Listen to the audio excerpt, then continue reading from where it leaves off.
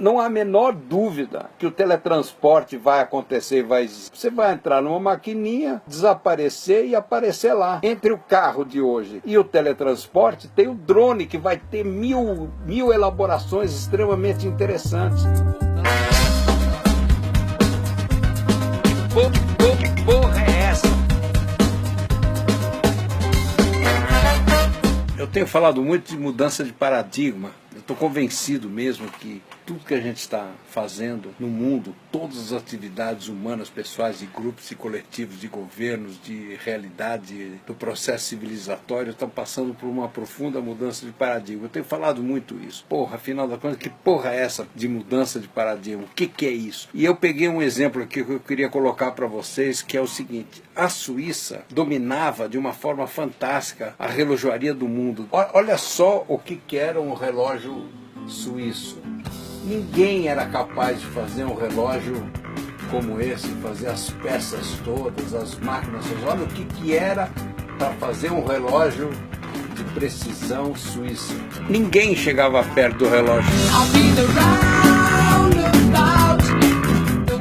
Isso aí aconteceu uma coisa muito louca. O Japão, no fim dos anos 40, levou 2 bombas atômicas pela proa. Os Estados Unidos já soltou bomba atômica em cima de 2 cidades japonesas. Destruiu o Japão em todos os sentidos. E o Japão começou a se recuperar nos anos 50, tal, aí depois os Estados Unidos foi lá ajudar a recuperar. Essa lógica da guerra. A guerra aumenta o PIB, porque gasta dinheiro com bomba, com arma, com navio, com avião, com caralho a quatro. E depois gasta dinheiro na recuperação daquilo que foi destruído e tal. Mas o Japão estava nessa de se reconstruir e se reinventar. Tinha que se reinventar. Nada funcionava mais no Japão. E eles começaram a entrar para o eletrônico. E descobriram que era possível fazer um relógio eletrônico. Um relógio não era nem digital, era eletrônico, era transistor. Um relógio que fazia a mesma coisa que os relógios suíços, que eram extremamente complicados, fazia aquilo com uma simplicidade incrível, com uma precisão muito maior que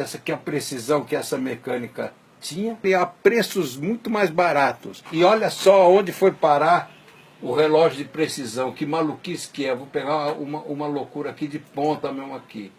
Olha aqui o que é isso aqui. Então é um reloginho digital que recebe telefone, fala pelo WhatsApp, usa o Messenger, o SMS, tem tudo isso funcionando dentro do relógio.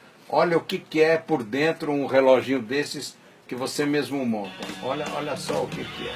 Pecinha de cima, uma plaquinha, 2 plaquinhas, 3 plaquinhas, 4 plaquinhas, 5 plaquinhas.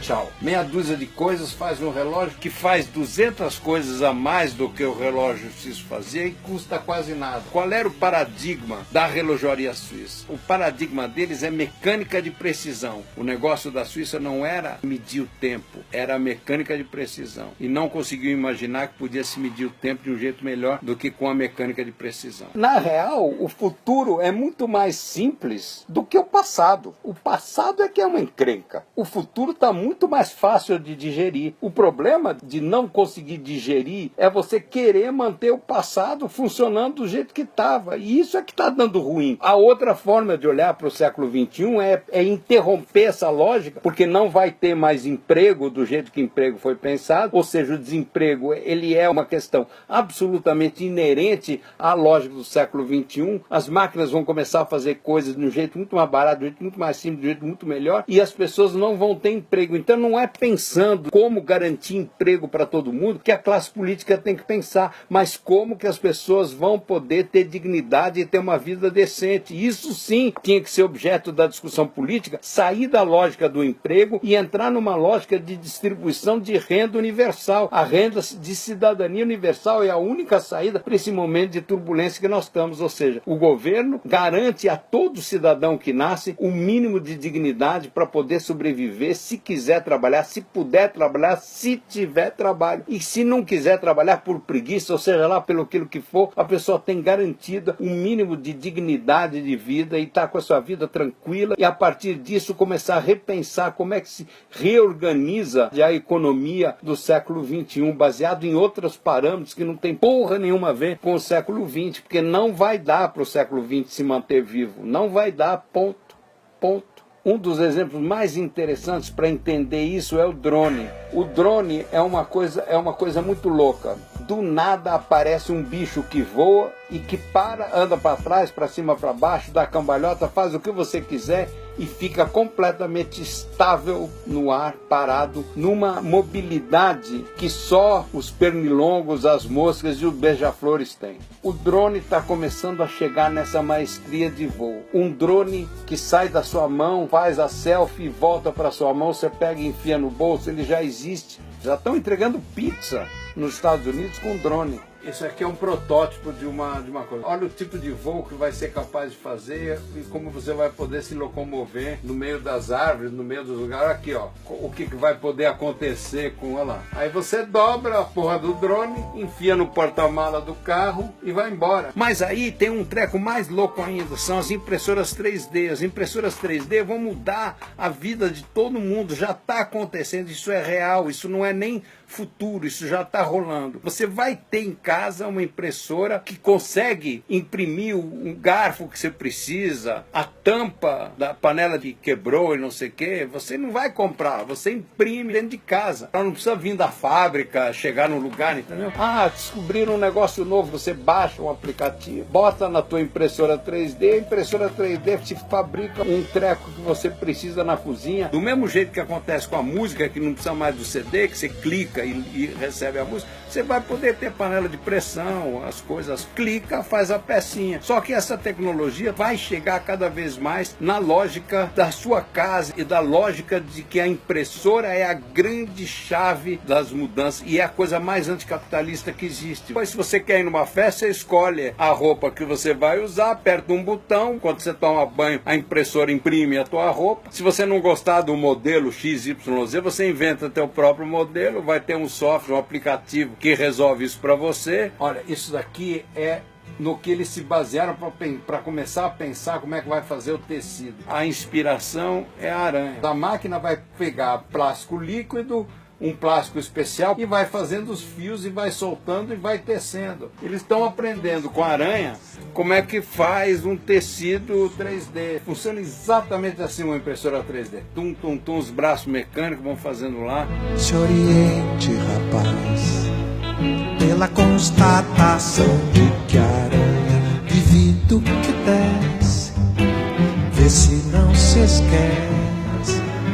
A coisa mais subversiva que tem ao capitalismo selvagem é a própria tecnologia que está sendo desenvolvida, que constrói uma lógica de que você pode fazer você mesmo em casa coisas extremamente sofisticadas, coisas que antes precisava de uma indústria enorme. Nem Marx pensou nisso, porque Marx viveu uma época onde a apropriação dos meios de produção eram coisas elaboradíssimas e impossíveis. A ideia da apropriação eram máquinas extremamente pesadas, caríssimas, impossíveis de ter. Mas o século XXI vem vindo com um mundo muito mais fácil de digerir do que o mundo do século XX. O que não tem solução é o século XX. O que não tem solução é o mundo industrial. O que não tem solução é o capitalismo selvagem ou não selvagem. O dinheiro regendo todas as coisas. O que não tem solução é a economia baseada nas bolsas de valores e não baseada na felicidade do ser humano. A solução, na verdade, é substituir o Ministério da Fazenda pelo Ministério da Felicidade. O dinheiro a favor da construção da possibilidade da felicidade do ser humano, que era, no fundo,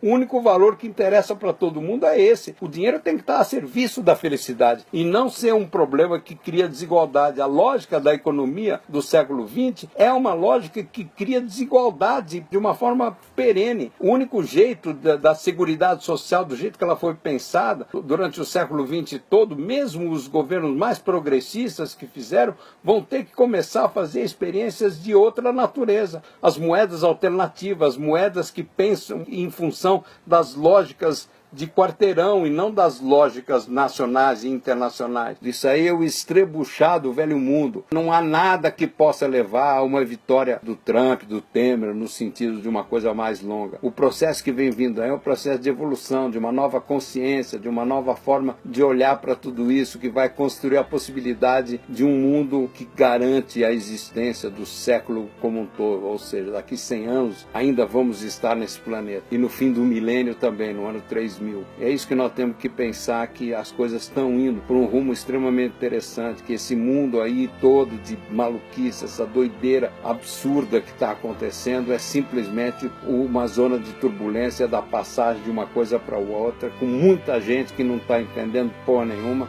e falando um monte de merda.